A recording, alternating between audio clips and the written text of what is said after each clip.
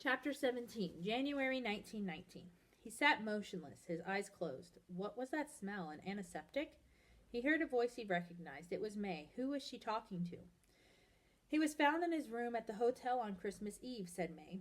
One physician in Forsyth thought he had a stroke, but the signs were very unusual. We brought him here by train on Christmas Day. Another woman replied. His case has been a mystery here, too. We can get him to open his eyes by nudging him persistently. Then we can feed him by mouth. We take him to the bathroom and keep nudging him while he sits to urinate or defecate. But we must keep nudging, or he closes his eyes and is motionless again, except for the tremor of his fingers. May said, We couldn't provide the nursing care you are giving.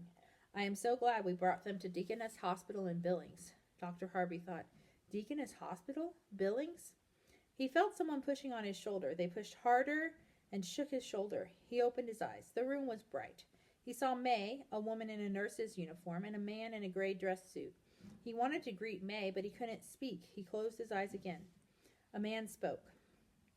I have talked with colleagues in Denver and Minneapolis, as well as my colleagues here in Billings. We have all scratched our heads about this case, but I believe we have a diagnosis now. Diagnosis? Thought Dr. Harvey. What has happened to me? The man continued. I found an article in the American Journal of Medical Sciences by Severnsky about an illness occurring in the American Expeditionary Force in Europe, and then found case reports about what seems to be the same illness in this country in New York, Pennsylvania, Maine, Indiana, Michigan, and Texas. We may be working with that syndrome here. The cases have fever followed by pathological drowsiness, difficulty walking, and marked Parkinson's signs. The syndrome has a name given by an Austrian neurologist who has seen cases in Europe. It's encephalitis lethargica. Looks like there was a widespread epidemic of this.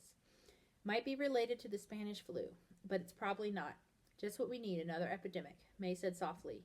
The white horse is not finished yet. The man continued. We'll keep providing careful nursing, a nutritious diet, hydrotherapy, and massage. Recovery can occur from a few days to a month, but some cases have protracted illness from many weeks to several months, Dr. Harvey thought. Syndrome? Another epidemic?